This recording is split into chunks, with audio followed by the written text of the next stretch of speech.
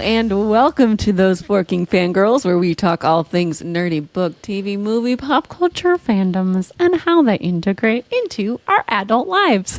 I'm Christine. And I'm Natasha. And today we're having a bit of a T-Swift party because we are ranking her vault songs from our least favorite to favorite. There are 26 vault songs at the moment. Rep TV and Debut TV have not dropped at this time. Mm-hmm. So if you're listening to this in the future, that's why they're not involved. But I think 26 is more than enough to include in one episode. It would get really long if we had more than that to rank. Also, I knew my least favorite and I knew my favorite. It was hard to kind of put in the middle. They all just Yeah. But before that, as always, we've got Snap Crackle Pop Culture News. Natasha, what have you got first on the roundup today?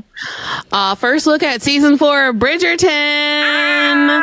Exciting. Honestly, I was so surprised that they released this on Valentine's Day because they just started recording. That's what we do. They just started filming in December. So the casting process was all through the fall. Wow. But we got a lot of footage from the masquerade. Yeah. A lot of footage from Miss Bridgerton's Mama Bridgerton's masquerade ball. So I guess that's one of the first things they filmed. Yeah. I love all the costumes. Pen's wearing some like garb and her hair is blonde. Cool. She's in a wig. The mask was cool though. Yeah. But it's like, is the queen, is Charlotte and Penn, are they besties now? Are they in cahoots? I don't know. Well, maybe because she knows she's Whistledown. Wow, I completely forgot the end for a second. Oh my god. Yeah, maybe they like gossip and chat amongst themselves now. That was like my favorite photo I think that they released. I really liked Mama Bridgerton's outfit. It was like this purple. Just everything looks so good. I have to relook at it because I remember Penn and the Queen, but I don't really remember seeing Mrs. Bridgerton. Well, and I remember Cho Chang. Did you see her? Chang, the like evil stepmom? No, I have to look again. I only watched it once. There's pictures though, so it's like I have to look at the pictures. But they did show like Cho Chang, like evil stepmom, in the behind the scenes look. Okay, because I only watched it once. I was just more like aghast with the visuals and not the people and what they were doing. You know, I was like, oh, masks! This is going to be so fun. I love a masquerade. So. I'm really excited. It's season 4 or book. I think it's book 3, but season 4 is a Cinderella retelling, and it's Benedict's book. Just to remind you guys, my 3 says Benedict looks so yum. You know, he's always looked yum. You know, like there hasn't been much of a glow up this season. Been like a wishy-washy yum. You know what I mean? Like he hasn't like solidified in the way that you do when you're the star of the season. All of a sudden your jaw gets more defined and you just like look more put together when it's your season. They said that we aren't going to be getting Bridgerton season 4 until 2026, but I'm wondering if they might drop it like Christmas time, so we'll see. I mean, Christmas is a great time to drop. That's when they drop Emily in Paris. The first one. Well, they dropped the first season on Christmas. Yeah. Was it Christmas? Mm-hmm. Oh, I remember. Wow. Yeah, I mean, that kind of blends together. Was it 2020? Uh-huh. Yeah, that whole time is a mush. So. Yeah, it was Christmas 2020. But I know, Christine, you said that like there's a lot of people who are upset that Kate Sharma wasn't showing up. I saw a bunch of Twitter threads upset about it. Yeah, I mean, there's like a quick shot of Anthony. They haven't announced that she's not going to be in it. She's going to be in it. I know she is. I think she confirmed. But I think she was the only one who maybe wasn't shown. Yeah, and everyone else looked like they were, at least for a quick second. And they're still filming. So they started in December. This is going to go for another like 4 months. They're only in month maybe 2 of filming. All right, Christine, what's up next? All right, next. This was huge, kind of not huge, but kind of huge news. Hulu has dropped ACOTAR from their lineup. Yeah. Now the rights are up for grabs again, or maybe she's already in talks with somebody else, honestly, because it's a huge property. So obviously the Hulu's had the rights to ACOTAR for probably about 5 years now, and they have to renew every year or every 2 years. Or it depends what the contract's like. That's a lot true. of them are short. A lot, especially if she's got a lot of leverage, it could just be a year. So is it it's up to both parties, right? Like if Sarah wants to, first of all, it's up to the studio if they want to renew. But if it comes to that time and Sarah does not want to renew, can she revoke those rights? She can say no if the contract is up. She can be like, but usually, you want them to keep working on it, and they will renew the contract and keep working on renew the copyright of the contract. But yeah, the option is what it's called. Mm-hmm. But I feel like maybe Hulu's had it for a long time. Like that was the first person we ever heard about having it, and maybe their script isn't good enough for Sarah and she's not happy with it, or maybe it's just like too expensive and it's not being prioritized. Yeah. So you never know. But I'm kind of happy that it's not with them anymore, because I feel like if she was happy with it, it would be with them. Mm-hmm. It's too big. Yeah. It's too big to have this so drawn out, right? Yeah. We need someone on this title who wants to bring it to screen and wants to invest time and money. The money that it'll take to make it as good as it needs to be. Mm-hmm. All right. Anyways, we're hoping for good news in the next coming months about an ACOTAR option. So yes, cross your fingers, pray, send good thoughts. Mm-hmm. All right, next, I don't know. I know you saw this. Taylor Lautner announced that he is signed on for a new Werewolf Hunter show for Amazon, and his caption was like, just when they think that I'm out, they pull me back in.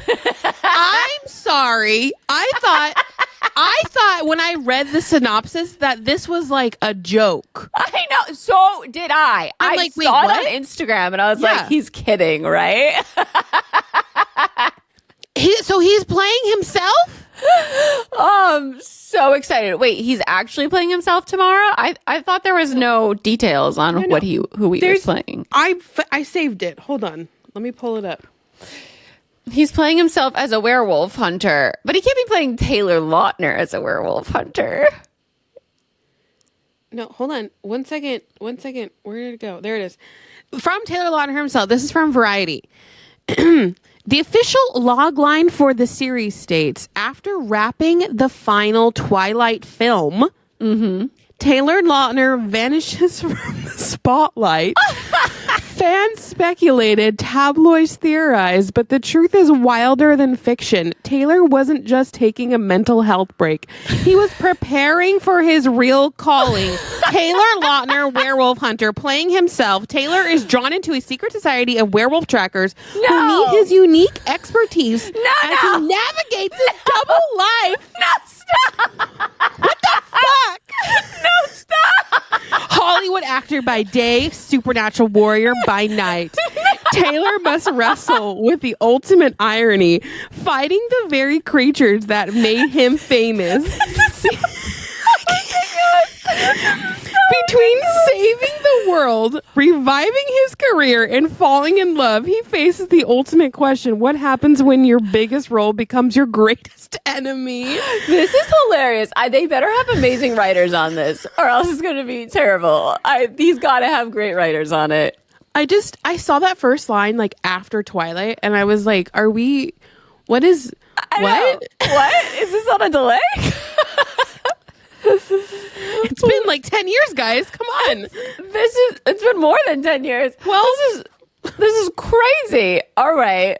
Wow. I did not read the whole synopsis. I was too distracted by Taylor Lautner, Werewolf Hunter show.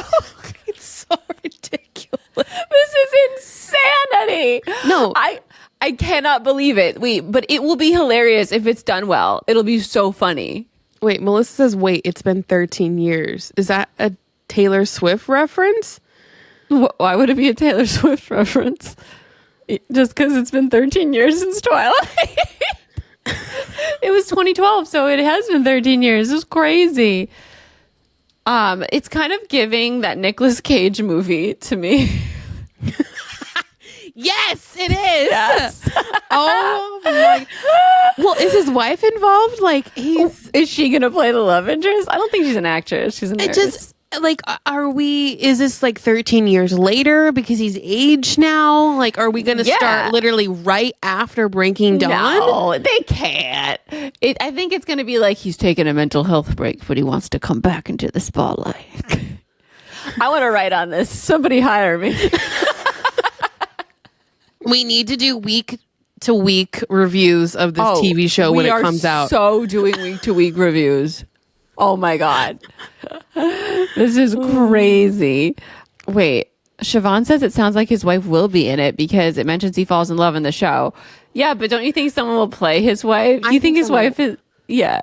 Because like it's himself, but himself. It's fiction. Yeah. Just like the Nicolas Cage movie. Yeah, and it's like Jury Duty with James Morrison, where he's playing himself, but he's playing a version of himself for the show. Mm-hmm. That's like more comedic. I bet he's gonna be more comedic on the show. Yeah. It's a caricature, basically. Yes, a caricature of himself. All right. Next. How do we top that? There's nothing that can top that, but there are new Twilight book covers out. Oh, an anniversary. What anniversary is it? 25? 25. Oh, what do you mean? Can it possibly be 25? It came out. No, it's 20 years. Sorry. Came out in 05. It came out in 05. I was like, it's too long. That's too long.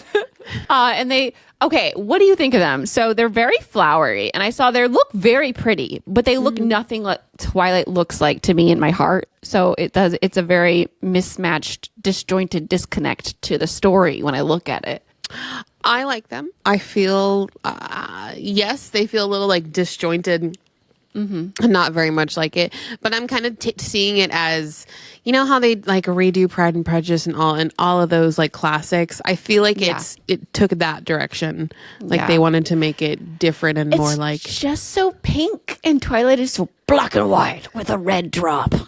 Well, not really. Like we've got the meadow, which is like no. I just mean the aesthetic of the covers are so black and white with a red something. Honestly, though, like the vibes of Twilight are like green and red, but that's and Christmas. White and black. No one wears white and black though. Well, no, but like black and white, it's like the metaphor for the way that vampires are viewed. There's good and there's bad. But they're not normal vampires. They're sparkly vampires. They defy all assumptions. All right, we've gotten off topic. The Twilight covers are out. You can go look at them. What do you want? The pink and green one. I want it. Which one is pink and green? The pink and green one. You mean Twilight? Yeah. But there's a whole set. I want the whole set. You want the whole set? My birthday's coming up. That's a birthday present.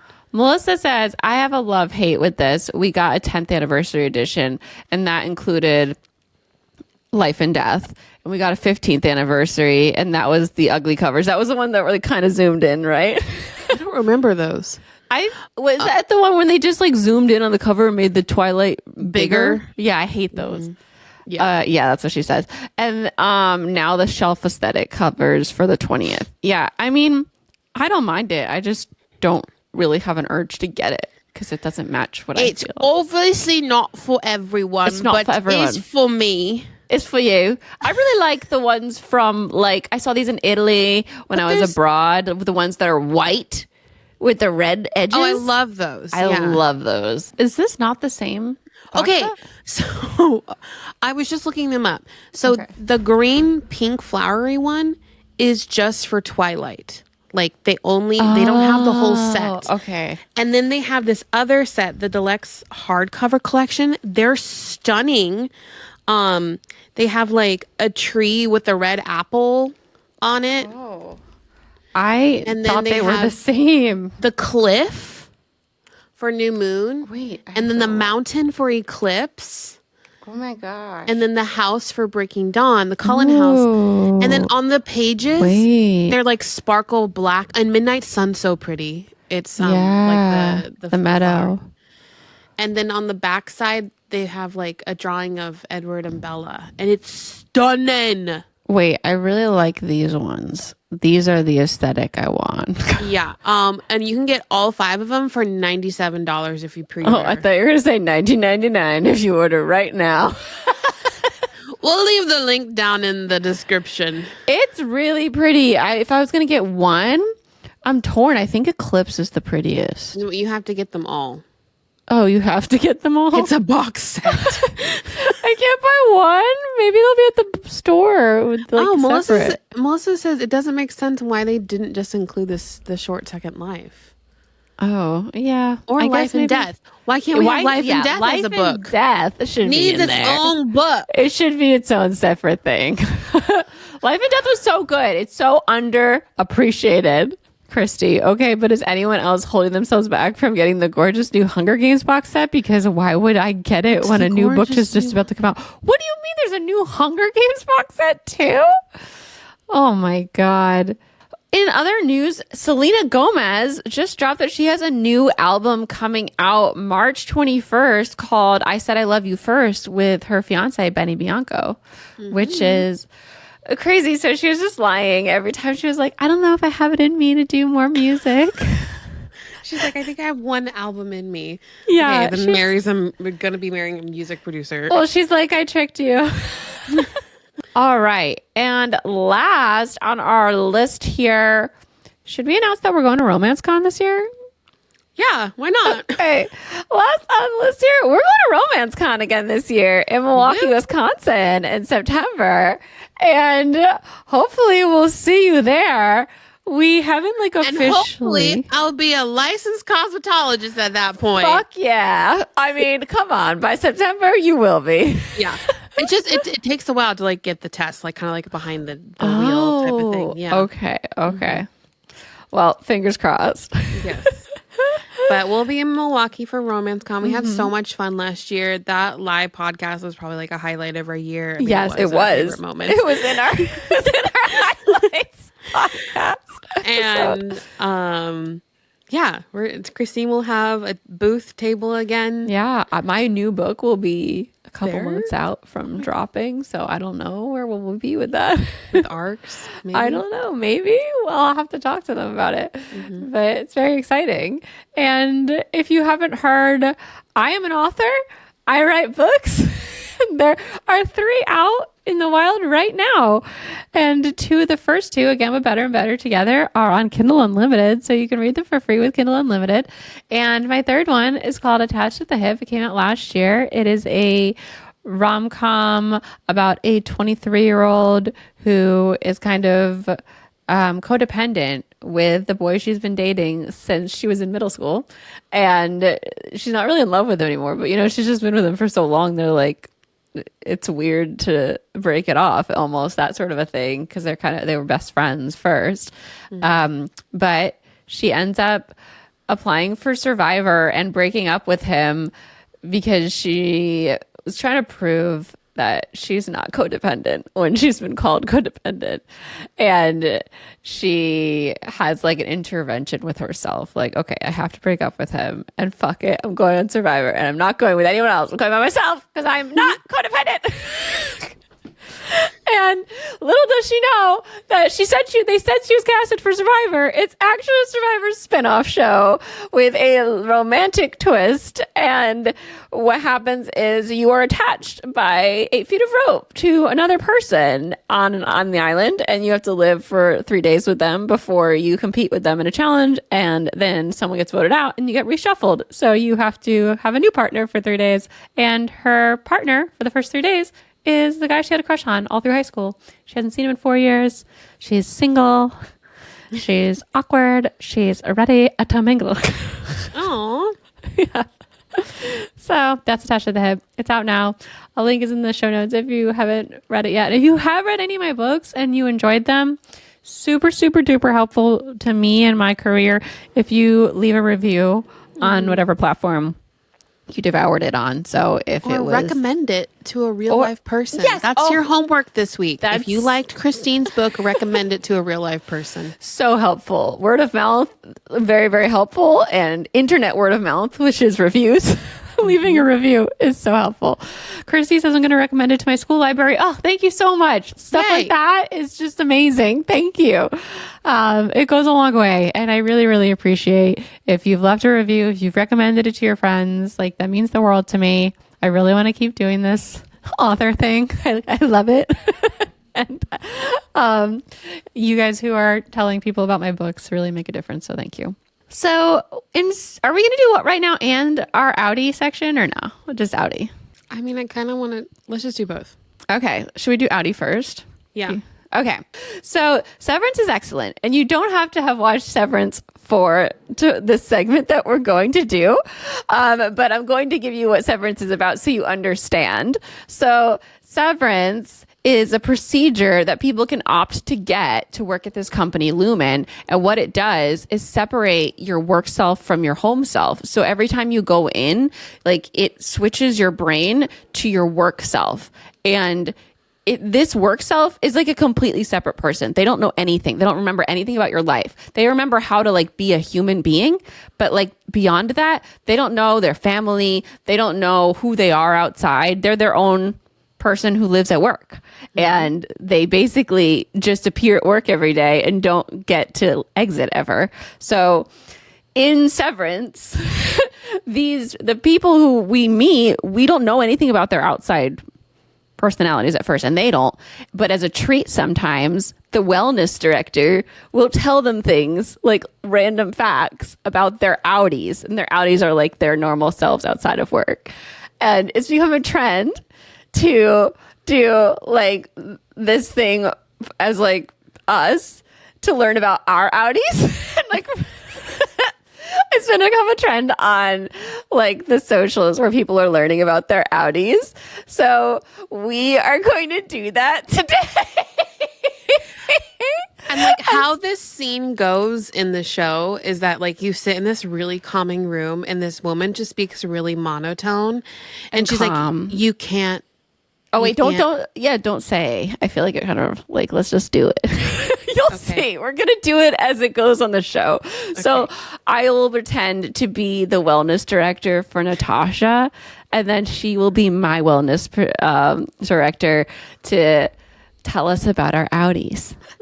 Are you ready? Should I do yours first? Yeah. Okay. Are you going to do all 10 or? I'll just go. I don't think it's going to take very long. Okay. Natasha, are you ready to learn about your outie? Yes. All right. Natasha, your outie washes her hair every day. Please refrain from enjoying each fact too much. Please enjoy them all equally. Natasha, your outie's favorite movie is Spy Kids. Your outie breeds rabbits. Oh. Your outie posts regularly on Facebook. Oh, God. Natasha, your outie is an empath. Oh. Your outie's favorite snack is yogurt. Oh. Your outie doesn't believe in deodorant. I wonder why I'm so stinky.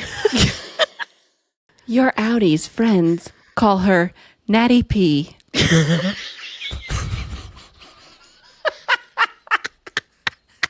Please, no one fucking call me that. Your outie collects flip-flops.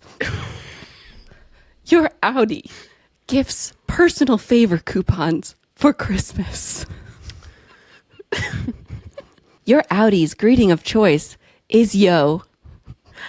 Mm-hmm. Your Audi calls pizza za. That's what you call it. I never called it yaza in my life. What are you talking about? Who does that? I don't know. Where have I heard this before? The youth do it. I don't know. Okay, I'll just do like 2 more.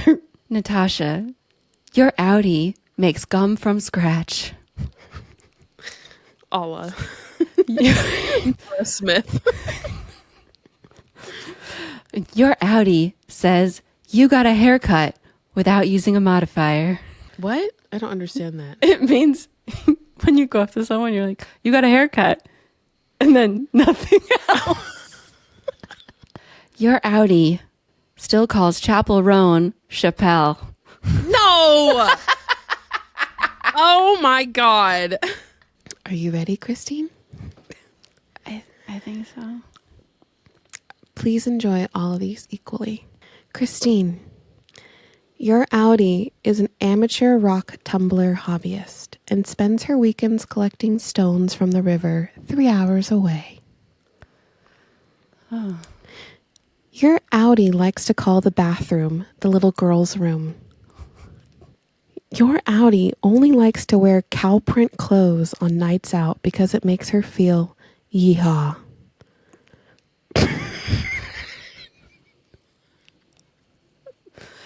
Ew. Your Audi is the 10,345th best sharpshooter on Call of Duty. Christine, your Audi has a dedicated Instagram account for her collection of accidentally heart-shaped rocks. Wow. That's sad. Your Audi is kind to all living things and catches spiders in her bare hands when they inhabit her home. Ew, this is weird. Mine are not simple. Your Audi is eccentric and plastic free. Your Audi refuses to drink water unless it's from her souvenir cup she got at a Dodger game in 2012. Christine, your Audi exclusively listens to medieval lute music while working out because it makes her feel like a warrior. What is that? Your Audi insists on calling guacamole avocado pudding and gets offended when people correct her. I feel like I'm not learning anything about her. Christine, your Audi refuses to use microwaves because she thinks they zap the soul out of the food. Wow. Okay, this one's really long. These aren't hitting like I thought they would. Christine, for your last one, please sit tight. Your Audi still signs guest books at weddings like she's a 19th century aristocrat, leaving an important mark on history. For her sister's wedding, she wrote this. Dearest Olivia and Brian, what a most resplendent union I have borne witness to on this fine eve. May your days be ever prosperous, your love as enduring as the ancient oaks. I shall think fondly upon this gathering as I sip from my evening tea by candlelight. With highest regard and warmest felicitations, Lady Christine of Bellamy Estate. This is so in-depth. I know, yours were like so quick. I was like, mine made mine long. Well, I was doing mine like she does on the show. They're so short. Bellamy Estate. That was like an essay on every question. She's very outdoorsy and annoying. I was like, I really had this image of you just like being one with nature. It's very opposite. Yours is, your Audi's a rabbit breeder. Shop, don't adopt. No, I don't believe that. All right. What right now? Natasha, we both read Deep End this week. I actually did not finish it. I've got maybe 15 pages left. Oh, what? You left 15 pages unread? I told you I was getting frustrated and I didn't. Wait, I thought you had finished right after. No, I didn't finish it. I thought you had finished it last night when I talked to you. No, I was watching Love is Blind. Oh, for some reason I thought that like in that time you also finished Deep End because you were so close to the end. I was so tired. Yeah. Anyways, I didn't finish it last night because I took a gummy and I forgot I took a weed gummy. And I was so tired. I was like, why am I so tired? And then I sat there and I stretched for like 30 minutes with my eyes closed while listening to Love is Blind. It was a time. Nice.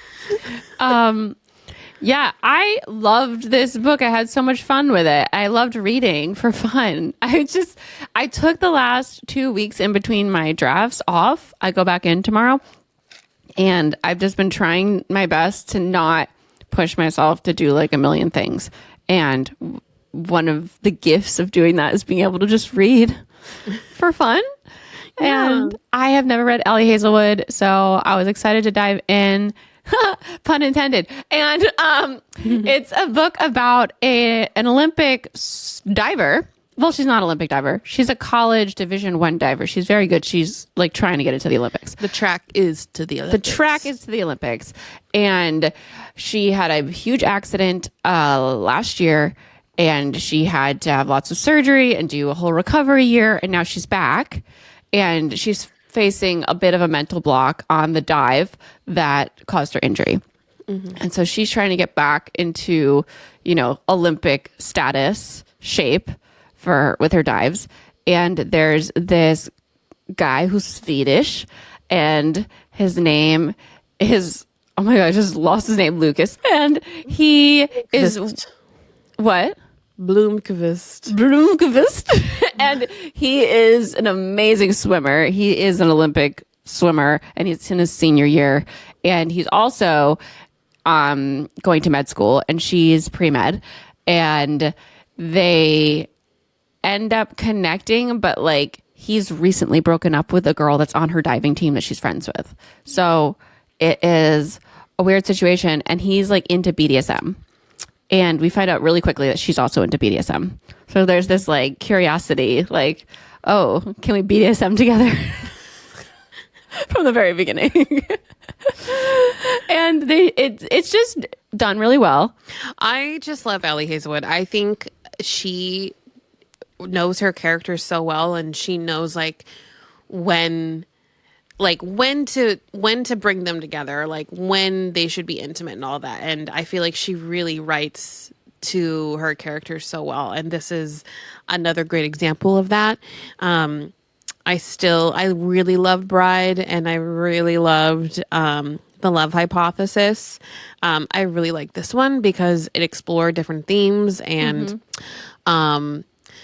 like the power dynamic of I've never read anything exploring BDSM. I know that 50 Shades of Grey has BDSM, but do they like explore it in the same way that we see her like kind of talking about it?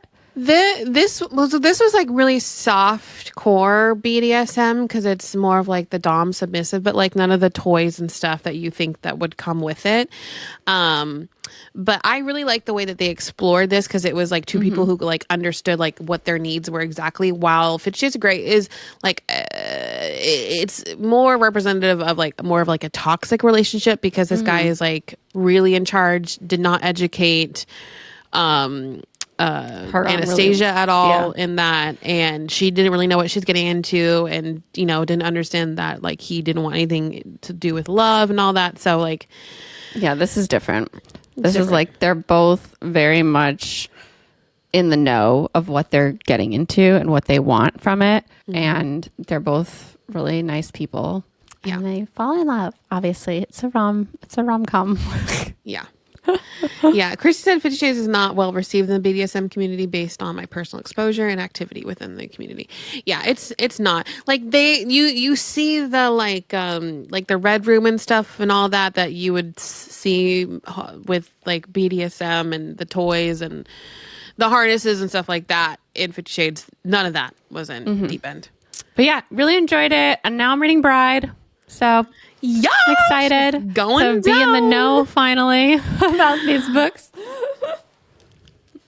What about you? Do you remember last year when I had to explain The Knot? Yeah, of course. How could we forget? I mean, like, I've never heard of that in my life. I've never heard anyone say it. Never heard it in passing. Allie Hazelwood does like to bring more of like the kinky taboo stuff in traditional publishing. So, and she does it in like a light manner. So I am always like, yes, it's like a good gateway. Well, and yeah, just to like get people to also understand the kinks and because a lot of times people who don't know about it will just be like, ew. But yeah, this really like brings people in and explains what's going on in their heads and why they like what they like and all that stuff. And it's really interesting. All right. Did you read anything else or was it just Deep End this week? Just Deep End this. Well, wait, no. I have been listening to the 4th book in the Flesh and the Flame, the prequel series to From Blood and Ash, and the one that's like, its audiobook is 34 hours long. I'm not joking. It's so long, and I think I'm 15 chapters in. Most everything I've read is pure fluff. And then there was like 2 fucking 45-minute chapters of them like explaining and going through what their plans were. Oh, wow. I was so bored. But then I got a nice little sex scene. And it was pretty hot after that. Good. She did. Glad you got something finally. She did something. And Jennifer L. Armentrout did something with Niktos' shadows that I was hoping Zayden would do. Oh God. All right. I've been listening to Iron Flame. I've been rereading it, and it's been it was so much fun till we got to the part where they're like training with the Flyers again, and I'm just like, come on. Let's go. And anyway, I'm enjoying my reread of those books because there's so much that I like didn't catch the first time around, especially in Iron Flame. What have you been watching this week? Not much, just Severance, and then we started Love Is Blind. Yeah, I watched the first 6 episodes. They're cute. A lot of love triangles that we had to watch come to fruition, and there's one couple that I think is adorable, and I'm just excited to see the next chunk of episodes that'll drop on Wednesday. The Tarzan guy, Joey. I don't know their names. I know their names because I watched 6 episodes back to back. Joey and Monica are friends' names too, so it's easy to remember them. Wow. Yeah, I like him. All right. Movies. Wait. Oh, I have to talk about Yellow Jackets for a second. I rewatched all season 2 of Yellow Jackets. So good. And I watched the first 2 episodes of Yellow Jackets, dropped on Friday on February 14th, Valentine's Day. And it was such a nice Valentine's Day treat to be able to watch 2 episodes back to back and have all our characters back. And you know what I learned from like being on TikTok, and now they know I watch Yellow Jackets somehow because I don't know, they heard me watching. The actress who plays Shauna has like bright ass blue eyes, and she wears brown contacts to match older Shauna. Who's Shauna? Who's Shauna? The lead. Like she takes care of the food. She was pregnant. Yeah. Yeah. The mom of Callie. So young Shauna has bright ass fucking blue eyes. Wow. And it is like startling to see when she doesn't have the contacts on. All right. Anyway, Yellow Jackets is back. Go watch on Paramount Plus. Back, baby. It was showtime. Movies. I went and saw Captain America: Brave New World. And I liked it. I don't understand. All these fucking film bros came at this movie like immediately as they watched it and just like shit all over it. I have my critiques with it, but I think overall a very entertaining, fun movie. I did a little bit miss a back and forth with he has a sidekick character, but like I needed someone maybe with a bigger name. I don't know. I liked Harrison Ford. I liked the Red Hulk. All that at the very end of the movie was like super exciting and crazy. I took Chloe to a screening and she sobbed violently at the end. There was a couple big emotional storylines there, about Isaiah Bradley. He was in The Falcon and Winter Soldier and he's doing really good in the movie, but then something happens and, but I really liked it. So go watch it. I think it was fun. I started the new Bridget Jones. It's out on Peacock, which was a surprise when I opened Peacock. I just wasn't in the mood to watch something that was making me emotional like it was in the beginning. So I watched 20 minutes of it. I'm excited to watch it now though, because I was just getting to the part where she was going to go date again, and I'm sure it's going to get fun. I think that is it for what right now, and we're going to roll on into our main discussion. But before we do that, I am going to take a second because we want to thank all of you out there for listening and being a part of the Those Fucking Fangirls community. We appreciate you. And if you're not already, we'd love it if you followed the show for free in your favorite podcast listening app, whether that be Apple Podcasts or Spotify or like a niche one like Pocket Casts. It's easy to just click that follow button and then you'll never miss an episode. And if you like to watch the visual show, we are on YouTube, youtube.com/@those4kingfangirls, and you can subscribe there for free and never miss an episode of the visual show. And if you don't know, this is a viewer supported show. Unlike a lot of other shows who have tons of sponsorships and ads, this is made possible by viewers and listeners like you. And we appreciate you so much. And those viewers and listeners support us through our Patreon, patreon.com/@those4kingfangirls, or no, patreon.com/those4kingfangirls. And if you'd like to become a patron, we greatly appreciate your support. And you get lots of fun perks. The first being at the $5 level, Team Jacob, you get the show completely ad-free. You get to come to our lives, our discussions, and you get to listen to Fangirl Tea Time, our half-an-hour extra show at the end of every single show. And there are 108 episodes of Fangirl Tea Time waiting when you become a patron. So that's a lot of content to go through. So much content. And you can test it out with a free trial if you want to test it out before you commit. Then you get a 7-day free trial. And then if you want to commit month to month, you can. Or if you commit annually, you get a 16% discount, which is also very cool. And there's 2 other levels, Team Edward and Team Polish Bananas, with other perks. And you can check all those out in our show notes at patreon.com/those4kingfangirls. All right. If you're a patron, we're going to roll right into the main discussion. If not, we will be right back after these messages. All right. We are back. And it is time. It's time to rank all of Taylor Swift's vault songs from 26 all the way up to number 1. Okay. But before that, we've got some generalizations to just kind of walk through. And the first is what album do you think had the best bonus songs overall? 1989. Yeah, we didn't.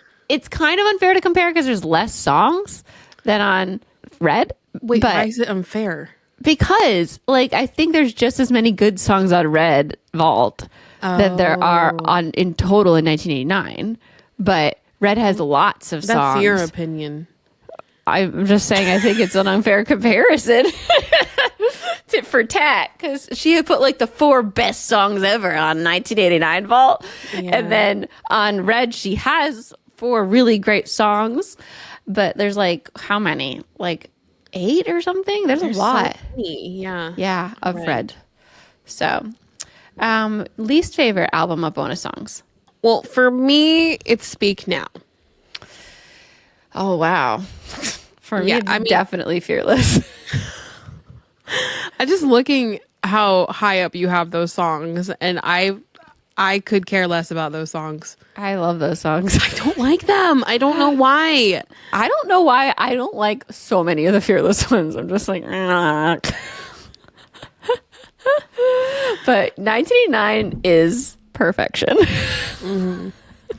I really want to know what like Reputation's gonna sound like. I know. I'm so excited for Reputation, and I'm excited for debut because I know some of the songs and I want them like on Spotify. Yeah, I have them. Like I know I had them downloaded from MySpace on my iPod back in the day. Yes. So let's start at the very bottom. Your least favorite Taylor Swift vault song. I cannot believe yours. I can't believe it. I told you, get ready. I don't like most of Speak Now. I cannot believe it. That it just baffles my mind. Honestly, like I don't listen to these because I skip them a lot of the time. Go ahead. Okay. Well, my least favorite is Foolish One. Oh, it has such a endearing story in Foolish One. I can't listen to it. It doesn't make sense to me. The music doesn't. The lyrics with the music, I don't like it. What? Yeah. Okay. My Christine can't take any hate. I just can't believe it. I have yours higher up. I know, but not as high as I have yours. Where is yours? Oh my God. Jesus. Okay. Okay, my number 26 is Don't You.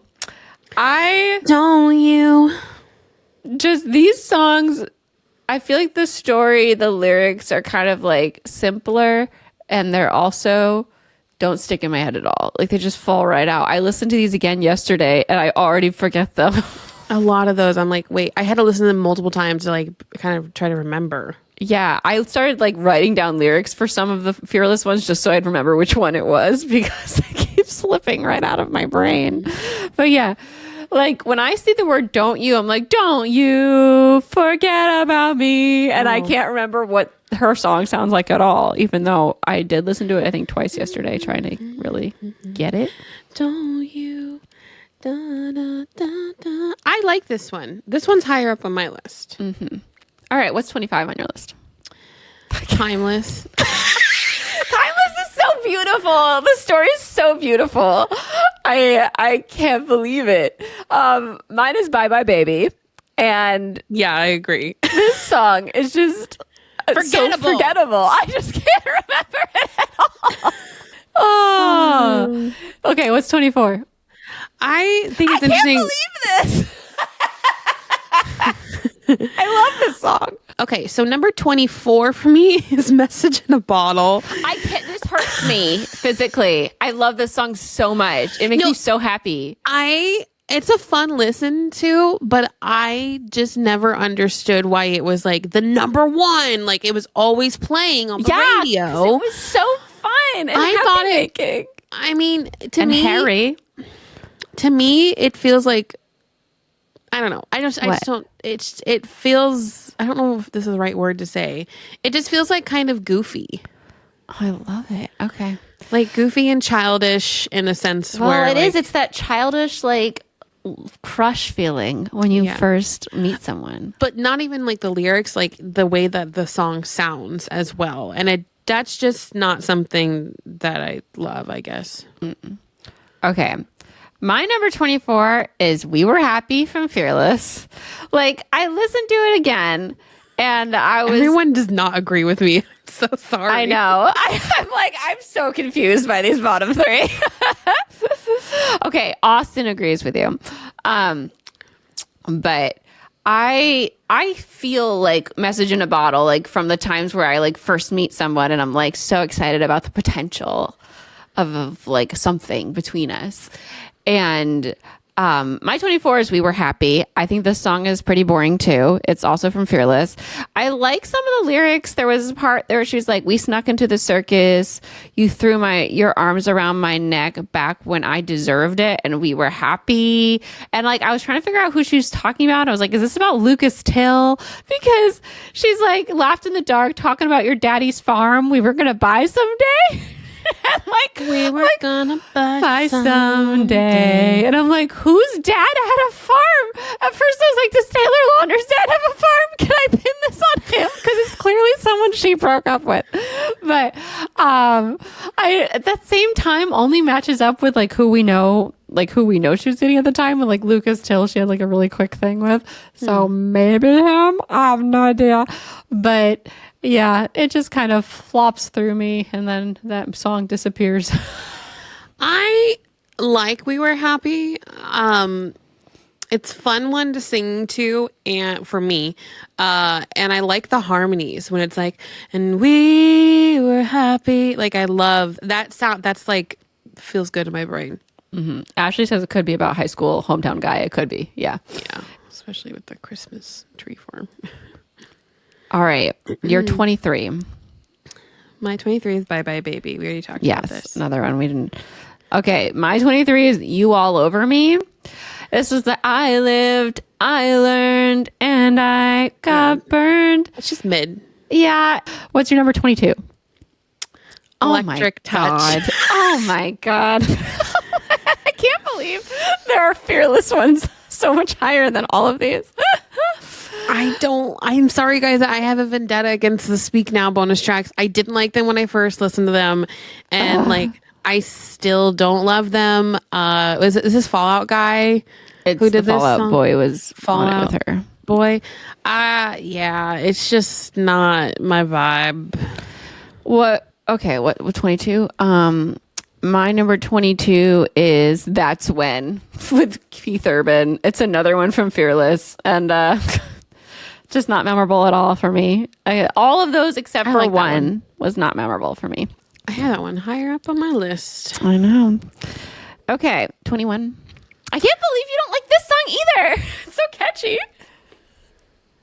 Oh, number 21 is Babe. I don't like this. Oh, the promises. I like it. Gives me the ick. I hate that. I hate the promises part. I like this song a lot. It really has grown on me. I thought it was like okay at first, and now I'm like, babe, did you do this? Babe. 21 for me is Run, the Ed Sheeran one. That one kind of slips away from me. Wait, did you do 22? Yeah, that's when was. You just did 21, right? Oh, yeah. Yeah. My 21 is Run. That one just doesn't stick out to me. It kind of fades away really fast. So, what's your 20? Oh my God. Castles Crumbling. I don't get this song. I feel this I don't like hard. I don't like the tempo of it. I don't like the backgrounds of it. I just wish that she utilized Haley in a different way. I don't think this song really. I think they could have done something better with the two of them, just not this song. Oh my God, I love this song, and I'll talk about it when I get up to it. All right. My 20 is The Very First Night, which I think is a really cute song, but this is actually the one that gives me more like youth vibes that you were talking about with the music, whereas Message in a Bottle feels more like a pop song to me. This one kind of is fun and cute. The Very First Night on Red. This is the one I it's right here around that time, like in my list too. So that's my number 20. You want to do 19? 19 is We Were Happy. Okay. About that, right? Yep, we did. Okay, my number 19 is I Bet You Think About Me. And whoa! Yeah, while I don't love this song, it's very country feeling and slower, and I enjoy it, but I don't love it. It got bumped up because I enjoyed the music video a lot, and it kind of made me view the song a little differently, but I still don't love listening to it. Like, I find myself skipping it. Yeah, I agree with that. It's not as catchy and memorable lyrically for me. I like singing in a little twang, so I do have fun with the song sometimes. 18. The Very First Night. Christine just talked about it. It's like another like poppy princess song. Not my fave. It sounds very close to Forever Winter, which is my number 17.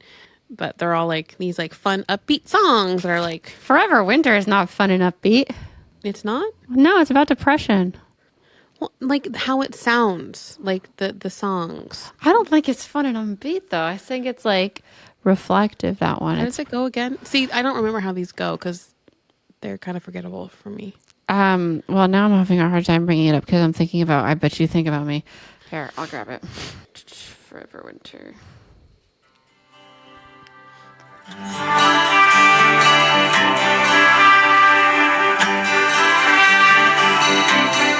like, the very first night has more of like a, it's. I wish that it's just like happier feeling, and the other one's more like somber. Oh. My 18 is Better Man, which I know that originally she was thinking like either put Better Man on the original Red or All Too Well, and I'm so happy she chose All Too Well because holy shit, it's so much better. Yeah. I mean, Better Man's not bad, but it's nowhere near as good. Yeah. And my number 17 is Electric Touch, which I enjoy, but it is my least favorite of the Speak Now Vault tracks.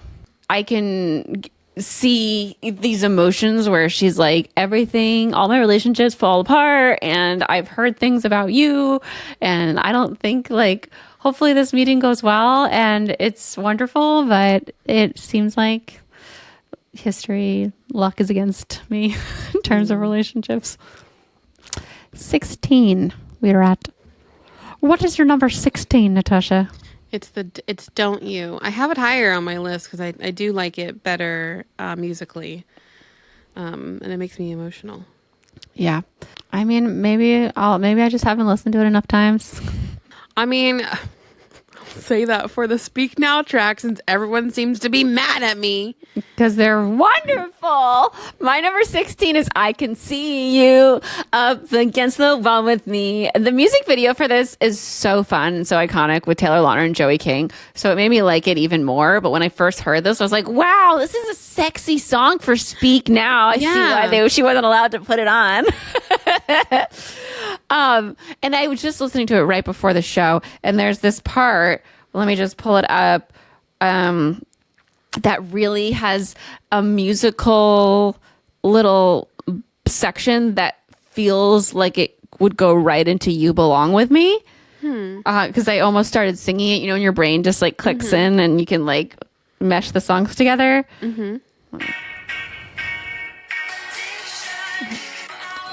Right here. Where she's like, I could see you being my addiction.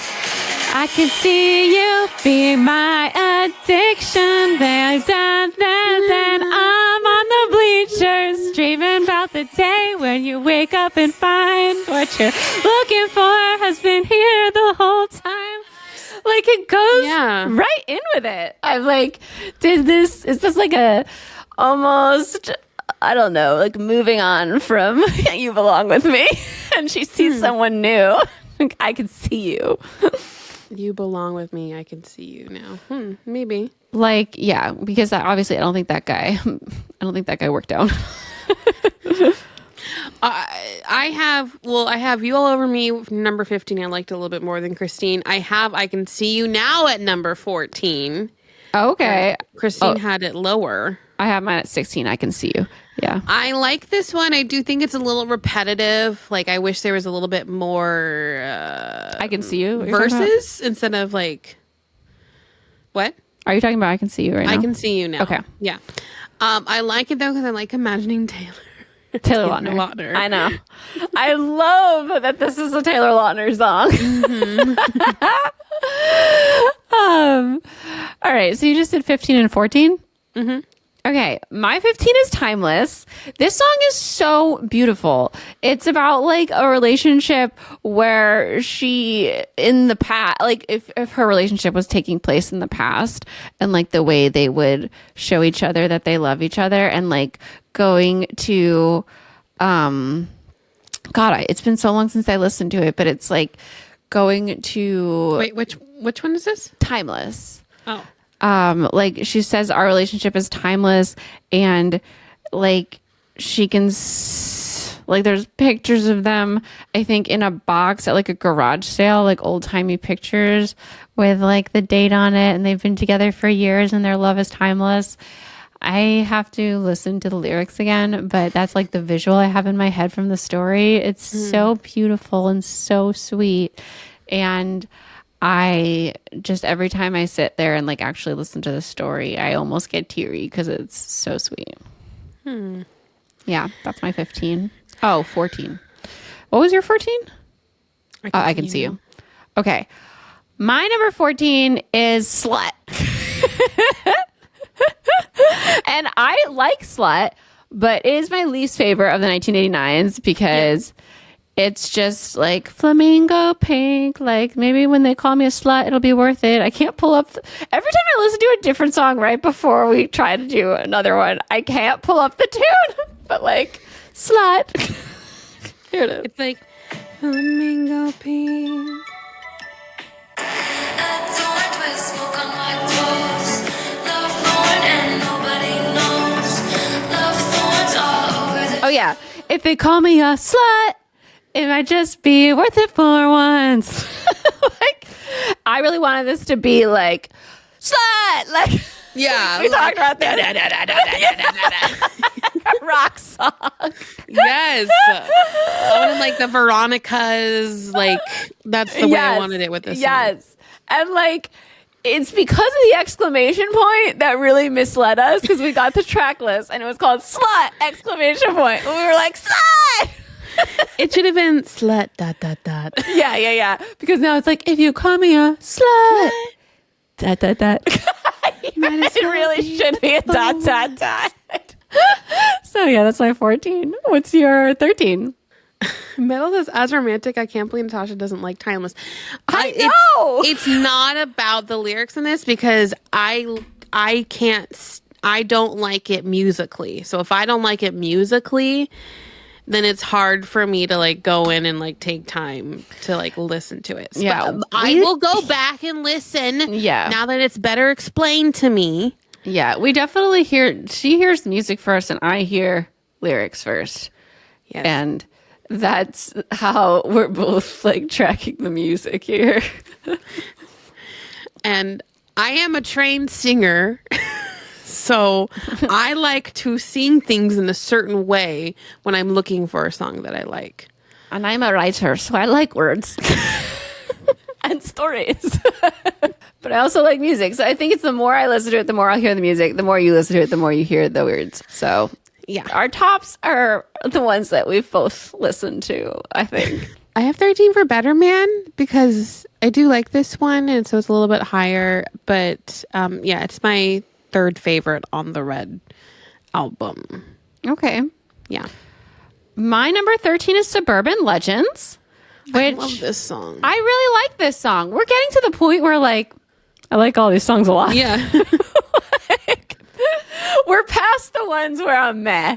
Once we got to I Could See You, all of these I really like. So even Slut, like I will listen to that now and I'm disappointed from what I thought Slut would be. But Suburban Legends, like so much fun. I think it's just the least I listened to out of the 1989. Okay. 12. That's all. I mean, I agree with that too. Yeah. 12, I have That's When with Keith Urban because I felt bad about not having more of Fearless on the top of my list. Why? I don't know. I do like this song though. Yeah. Can I pull it out of my ass right now and sing it? No. That's when your heart, and that's not it at all. This is why all of You said that's when I wake up in the morning. that's when When it's sunny or storming, laughing, when I'm crying. all right. I love it. It's pretty. It's fine, but yeah, I could see why. I could see how like listening to it more, I would like it more. I like how full the song sounds. You see, and this goes back to how Christine loves lyrics and I love the music part of the songs. 12 for me is Nothing New, and I love this song. This is so low on your list? I mean, like I said, I like all of these going up. I just don't listen to it as much. Like, I don't crave listening to nothing new. I do. I literally I don't ask Siri to play a lot of songs, but this one I ask her. See, You're Nothing New, that's My Castle's Crumbling. Like, I will crave that song. That song, like, I feel it in my bones. Yeah, so it's 12 for me, and I love the song. I just don't want to, like, I don't crave to turn it on. 11. I Bet You Think About Me. Nice. Yeah. I bet you think about me. That's how I sing it. With the twang. It's fun. It is fun. I just again, I don't crave it. Yeah, I'll skip this one here and there, but it's when I feel like it, I feel like it. Yeah. Oh, I have 11. Okay, my 11's Forever Winter. I really like the story on this one, and I like how it fits into my brain arc of the relationship with Harry Styles. And wait, which one? Forever Winter. Forever Winter. Oh, okay. Mm-hmm. And that's why it's so high. I listened to it a bunch when I was putting together my timeline of Harry Styles songs. And so we're up to our top 10 vault songs by Taylor Swift. 10. Okay, number 10, I have Slut, because even though it's my least favorite on that one, I still love it a lot. My number 10 is Babe, why'd you have to do this, babe? And I love how this connects to Folklore when she's like, don't call me babe. I mean, don't call me kid. Don't call me baby. And the way that Babe is used in the Folklore album is to reference when she's being cheated on. So it connects to this song in my head really nicely. And I like the overture of her lyrics and how it threads through like that. I still don't like those promises. And I like that part. I like this song. It was a slow burn for me. When I heard it by Sugarland, I was like, oh, this is fine. And then when I heard it on this album, I was like, oh, this is more than fun. And then the more I listened to it, I started to be like, babe! When it's on, I'm just get really into it. But it took a while. Oh, Siobhan says, I would love to hear what songs you think should have stayed in the vault, too. Oh, well. That were on the original album, but you think should have been. Oh, should be taken off. Oh, interesting. To trade? Oh, are we going to trade these? Maybe we could do tradesies for our top 5. Yeah. Yes. Okay. Number 9. Yeah. I have Run with... Why am I blanking? With Ed Sheeran. With Ed Sheeran. I really like the harmonies in this. I love the Ed Sheeran song on Red as well. Mm-hmm. I like the one on Red better than this one. I'm glad she didn't put this on. Yeah, I do too. But Change. I like them Everything together. has changed. Oh, yeah.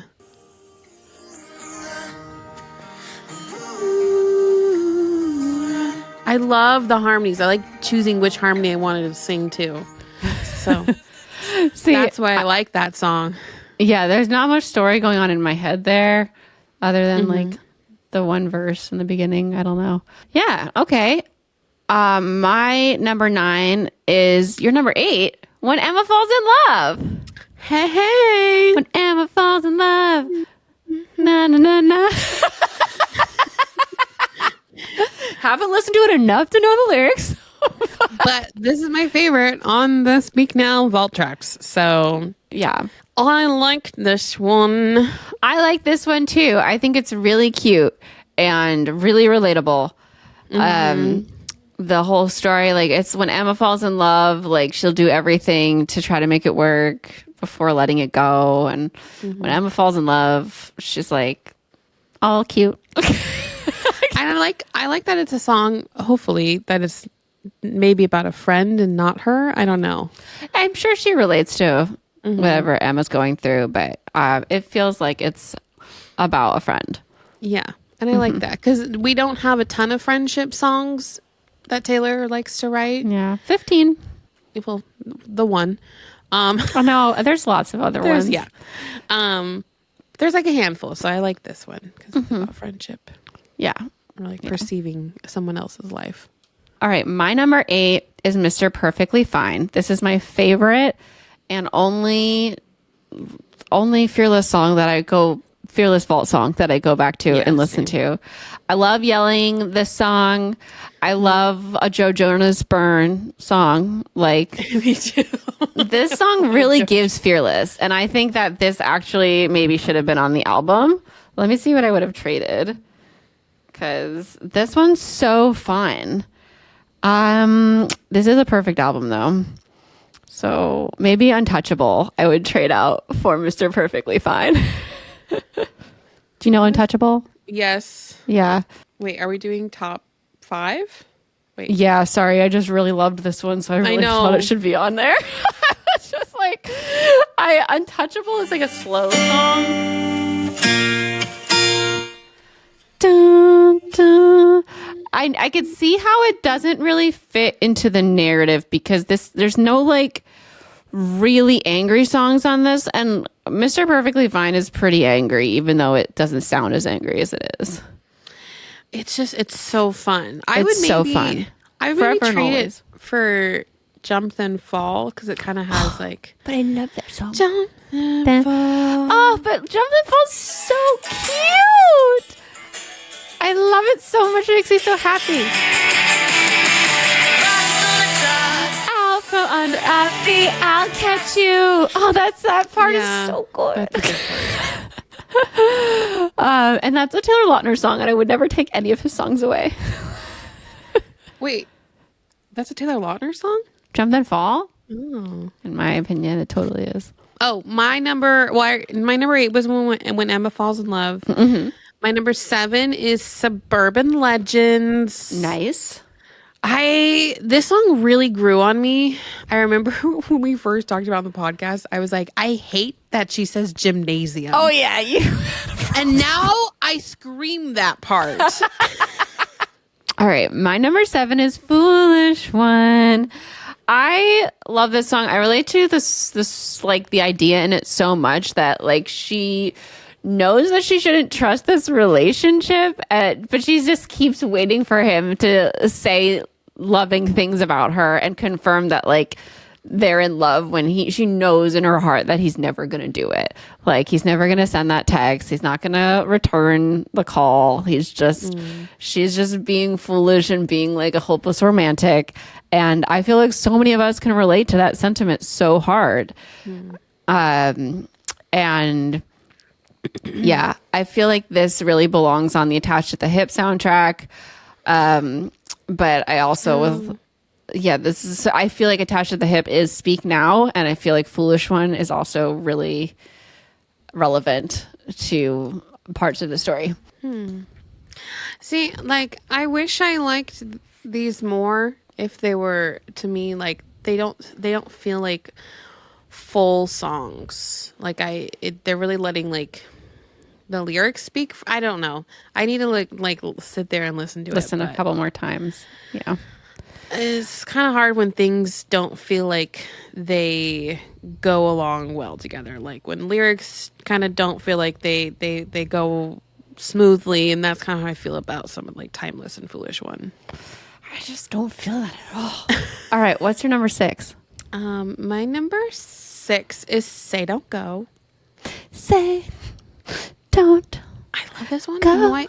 She sings. That's my number 6 too. We have a matching one. Matching. We matched for one. Fuck yes. I love how low, like, the start was the very wrong. Like it's so low. Like her range in this is insane.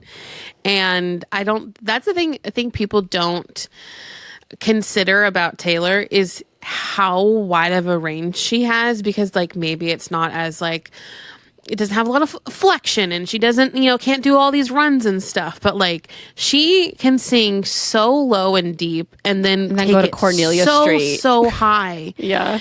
And she can do that in one song, and she does that in Say Don't Go. And that's really hard to do vocally.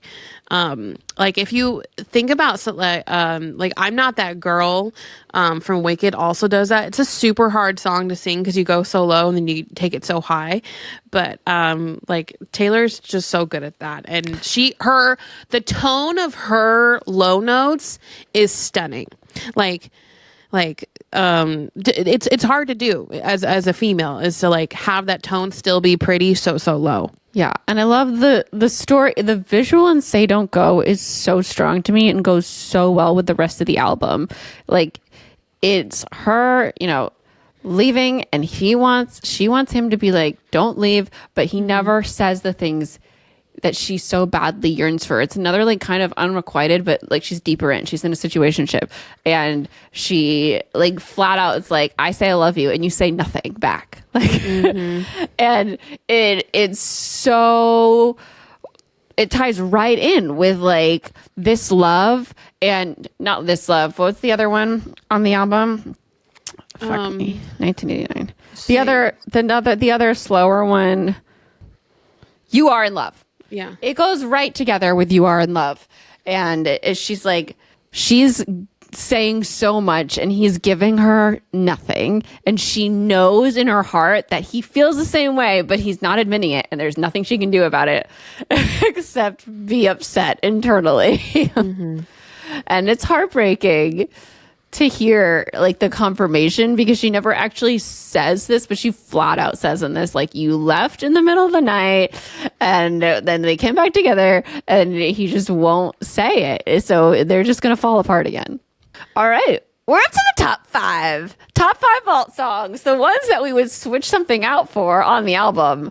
So what is your number 5, Natasha? And what would you switch out to get it on the album? Now that we don't talk, I don't have to. It's been a while since I've listened to this, but I love this too. I probably switched out for I Know Places. Oh my God, yes, please. Take that off. Take that off. Why do people love that song so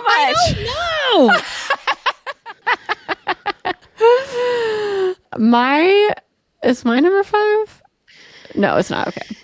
This one is, now that we talk, it's like, it's just, I love the staccato of it. Yes. Say that we don't talk. Yeah. Da-da, da-da, da-da, da-da, da-da. Well, yeah, I don't have to pretend I like stuff. I also like the sentiment behind it, because she's like pretending to kind of go along with these things that she doesn't really like, but she likes him so much. Yes. She's making excuses for it. And I am trying to pull it up now that we don't talk. I like how vivid the imagery is, yes. too.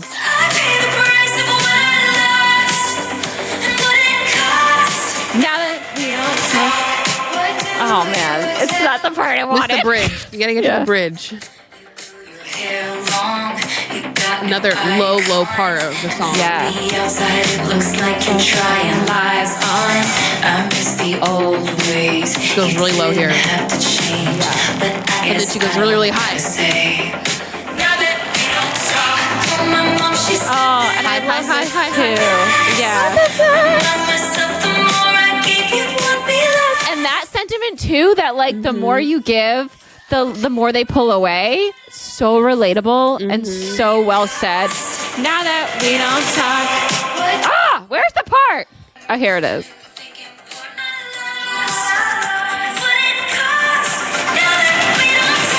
I don't have to pretend I like acid rock, or that I like to be on a mega yacht with important men who Think important thoughts. It's so good. Yeah. I could just see her like twisting her hair. Yeah. Or like in a music video with like all these men in suits and are like da-da-da, and she's like, Yes, she should have done a music video. This should have gone into the Eras tour. Like, these songs are so good and fit so well with her current, like, confident aesthetic. Not aesthetic, confident aura. Confident life. All right. My number 5 is Castles Crumbling. And this is so relatable as anyone who's been through, I feel like, any like social, probably anything you can relate this to, but like to me, I see like the ups and downs of YouTube and my YouTube career, and her paralleling like she wrote this around the Kanye time, and I get so emotional just listening to her talk about how she feels like she lets everybody down and she can't do anything right, but everyone believes in her, and then like all of a sudden they don't, and she can't win. And so often when you're in the public eye in any capacity or excelling in any capacity, you end up feeling like that if you make the slightest mistake.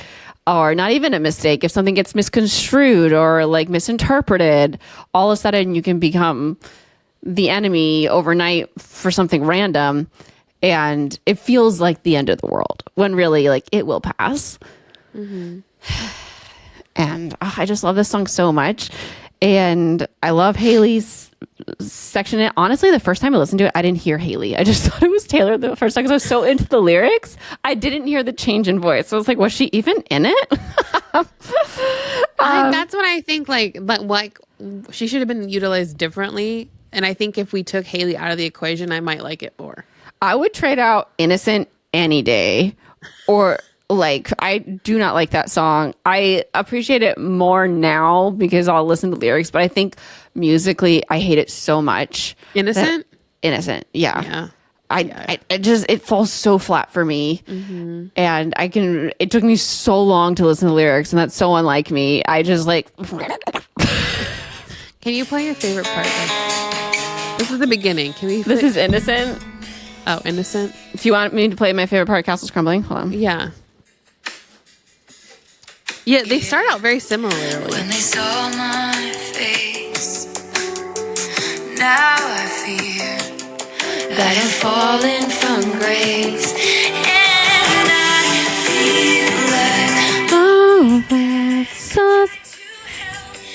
I ran them off, and here I sit. It just makes me want to cry. Walls of regret, falling down like promises that I never kept, and I feel like I can't remember the bridge.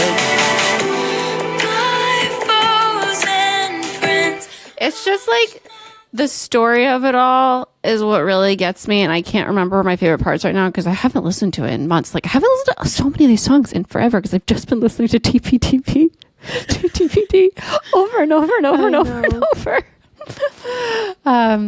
But yeah, Metal says she always thinks of Castles Crumbling as the other side of the coin to long live. I like that too. I mean, it does connect really well to that idea with like she's in this castle with her dragons and defending it, and it's kind of, she's foreshadowing it crumbling in that song because she's like, remember me. Remember that this happened, even if it falls apart. Let's see. Number 4? Number 4. What's your number 4? 4 is Mr. Perfectly Fine. This is my favorite of Fearless, and it's so fun for me. I like the rage behind it. I think what you switched out Untouchables. Yeah. I would probably do the same thing. Yeah. Yeah. Because all the other songs are so perfect and fearless. Yeah. It's hard. But yeah, that one has to be on the album. I can't believe it wasn't. Probably because it was too on the nose. Yeah. Maybe? You know, it was probably too close to the relationship at the time, Yeah. too. Yeah. And now she's got some distance and it's okay to yell at Joe.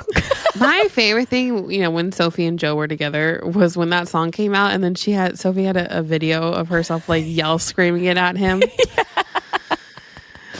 And then they got a divorce, and sad. Sad times. All right. My number 4 is Message in a Bottle. I fucking love this song. It is referenced in my new book. And because I just love that feeling, that rush at the start of a relationship. And this captures it so well for me. Just that, like, are we going to see each other again? There was so much chemistry. Like, we had such a great time. And I want this to become something. And maybe it could be. Like, that idea is so addictive. And you're on such a high when you have it. And that's what that song is for me. Like, I'll blast it in my car and just be like, ah! Hold on, let me just pull up Message in a Bottle because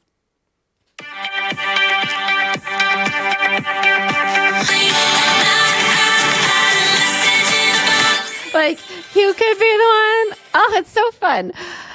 You could be the one that I love. It is fun. I don't think I like that. I don't think I like that. Maybe that's why I don't like it. It makes it like amps me up. And to get it on the album, I would get rid of I Almost Do, because that song took me so long to like. Wait, what is that song? It's on Red. I almost do. Like, I almost call you. I skipped this for like the first 4 years of Red. Wow, I don't even honestly know it that well. You know. I just wanna tell you. Anything in me not to call you. It's like a long distance, like Harry's across the ocean. Swap them out. All right. Yeah. Number 3, top 3. Oh my God, such a good one. Top 3. Is it over now? Yes. Toss up between like what are my favorite, because like I feel like I love them all equally. I know it was these top 3 is so hard. Yeah. But yeah, is it over now? Why am I blanking on how it goes? Is it over now? Hold on. I have to, because we just listened to other things. I have it. Okay. Oh yes. Oh, and this is like the dancey one where you like jump. Yes. Yeah. Yes. I love the dance. Na-na. Flashing light. At least I had the decency to keep my knife out of sight. All around hips and thighs, and my whispered thighs. Oh Lord. Of a very tall something's running. It's so fun. It's so good. It's so good, and it makes me mad and sad at the same time. Mm-hmm. And it's so relatable too, for like that situationship that has like no clarity. It's like it's never really over. The Katy Perry song, which I also love. Oh yeah, remember when you hit the brakes too soon? Did you think I wouldn't see you? There were flashing lights. Mm-hmm. It connects to Out of the Woods. Again, like these songs, so many of them, Say Don't Go, Now That We Don't Talk, and Is It Over Now connect perfectly with the entire tapestry of the album. And they were clearly, like, they're so good. They were too on the nose and too close to the relationship. Like, so she pulled them. She pulled them because it was too telling of what was actually, it was like these key parts to the story that give you complete clarity on the album, and they're the connective tissue between the different songs where maybe you couldn't see the story before. This is like the key to unlocking it, and they're so good. It's interesting because it's like we'll talk about stories that happened to us 5-6 years now that we have like perspective and all that, but it was probably really hard because she was so in it and it was so new, and she still was like, is it over now? Yeah. I would switch out New Romantics. Me too. But I would also put this higher up on the album because New Romantics was the bonus song. Oh yeah. My number 3 is Now That We Don't Talk, which we already talked about. I fucking love it. And I agree. Let's take out I Know Places. Get that shit out of here. And then my number 2 is It Over Now? And I love it so much. I can listen to that song. I have like over and over and over again. And the choreo, the viral choreo on TikTok was so fun. And I loved doing it. And that video that I did with my friend from home is like my most viral video. What? Yeah, it has like 2 million views. I've never gotten the video that viral. I'm too niche. And it was so much fun to do that dance over and over and over again. Mm-hmm. Yeah, it should have been on the album, man. Even though I understand her reasoning, like it's mortifying to have something where like you're in a situationship and somebody's like, oh, that's clearly you're clearly telling everyone about us, so obviously we're over. Mm-hmm. Oh, Taylor. What is your number 2? My number 2 is Nothing New with Phoebe Bridgers. Ah, okay. This song speaks to my soul when I first listened to it.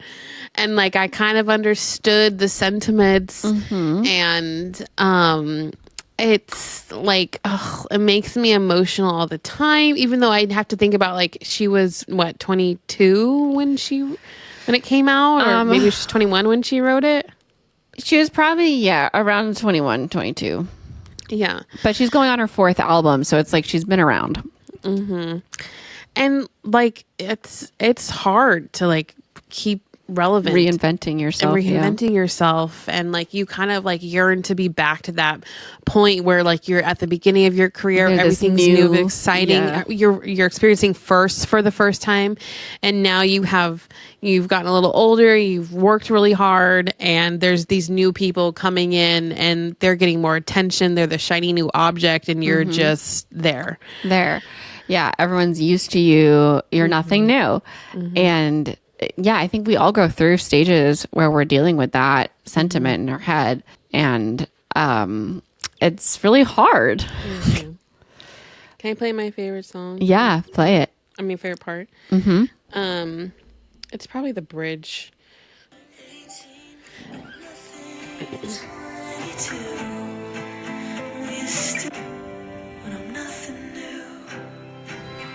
The bridge. Yeah. Someday I'm gonna meet her. It's a fever dream. The kind of radiance she only had at 17. She'll know the way, and then she'll say she got them back from me. I'll say I'm Yeah, that's so real. and I'll cry myself to sleep. Yeah, when people are like, you are the blueprint, it's like... So good. Love that song. Oh my God, what am I going to switch out on red? Oh, yeah. I mean, probably I almost do. Get that one off. Yeah. That should have been a vault song. Oh, Bellamy really wanted to be a part of this. Bellamy. All right. We are up to our number 1 vault song, and it's probably your number 1 vault song. I think it's maybe her best song of all time. Yeah. And that is clearly All Too Well. 10-minute version. And there are so many. Should we each play like our favorite part from the news section? God. I mean, let's do from the news section because there's too many favorite parts. I love it just so much. Let's see. Tossing me the car keys, fuck the patriarchy, keychain on the ground. We were always skipping town, and I was thinking off the drive down anytime now. He's gonna say it's love. You never called it what it was. This part till he went dead and gone and buried. Check the pulse. Oh my God. Come back swearing it's the same after 3 months in the grave. And then you wondered where it went to as I reached for you, but all I felt was shame, and you held my lifeless frame. It's so good. I love this What part. a verse. What a verse. Yes. When you're Brooklyn broke, My skin and bones. I'm a Soldier who's returning half her weight. and did the twin This. Yes. paint you blue. Just between us did the love affair make you too. 'Cause in this city's barren cold, I still remember the first fall. And as it fell, I remember it all too well. Oh, it's so good. It's so beautiful.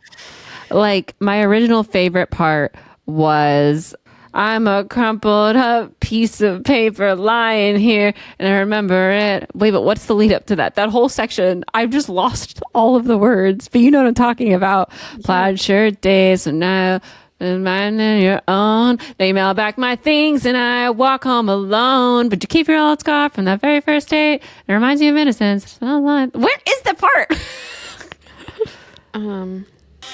This one? Yes. In the name of being honest, I'm a crumpled up piece of paper lying. But there's that part about like, this all's alright, ends well, but I'm in the new hell. All of it. It's all, you know what? The whole thing is so good. And Yeah. It's so I hard. love anticipating each part because I'm like, oh, I'm going to get even angrier for this part now. Oh, Siobhan, and you called me up again just to break me like a promise, so casually cruel, and the whole section. Yeah, the name of being honest. Oh, it's so beautiful. Frank says I loved when she performed it on SNL. Yeah. You keep me like a secret, but I kept you like an oath, Siobhan says. Yeah. Ah, so good. All of it. All of it. All of it. It's perfect. It's perfection. Like, obviously, we would take out the shortened version and just switch it on in. Yeah. Oh my God. It's beautiful. And I'm so glad she finally gave it to us. And that's our list. That's our ranking. That's our list. I wonder. I mean, a lot of people have opinions. So if you have an opinion, share your opinions. We'd love to hear what your number 1 is and your number 26, especially. And Natasha, you've got a Mary Kiss clip for us. Let's do it.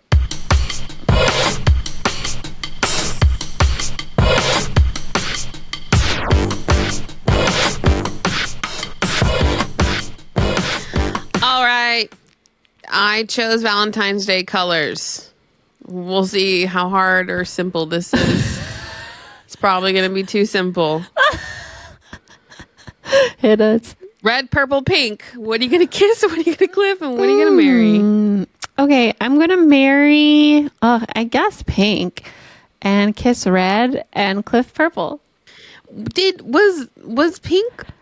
Did you always like pink? I feel No, like I this didn't. Is a new favorite it's really, color. and it's not my favorite color, but out of these colors, like if I had to wear it every day, I feel like I'd wear pink. Because I don't want to wear red every day. It's too Red. there. Yeah. And purple, I don't love with my skin tone. So pink it is. Well, I'm gonna marry purple. All right. That's my favorite. Nice. And it looks best on me. And I'm gonna kiss pink and cliff red, even though I do love myself in red. I love red. It's just a lot for an everyday look. Yeah. A red lipstick is a lot. A red shirt is a lot. I do love wearing my red sweatpants, but Yeah, I like my Spider-Man red shirt. But Metal says, but without red, we wouldn't have a Taylor Swift album. Exactly. That's why I'm kissing red. And that's what I bet Taylor would kiss red too, because red is It's her like favorite. burns hot and fast, but it's not your forever. Gold is. All right, everybody. That is our show today. Thank you so much for listening.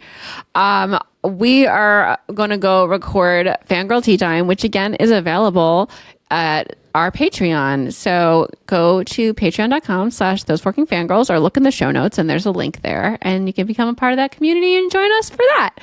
Our show is edited by Emma and Vigard and Natasha Polis and Christine Riccio and Alex Polis. And our socials are run by Chloe Laverson. Make sure you're following us on Instagram at Those Forking Fangirls. We're also on TikTok at Those Forking Fangirls. And those are our main places. yeah. We should get on Threads. That would probably be a good thing to get on. I mean, then we'd have to like write out threads.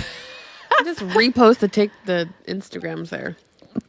And our podcast music is by Cole Jenkins with vocals by Heather Traska. And we post episodes every single Friday. So make sure you're following the show so you never miss an episode. My name's Christine. I'm Natasha. And we will see you next time. Bye, everybody. Goodbye. That was dramatic.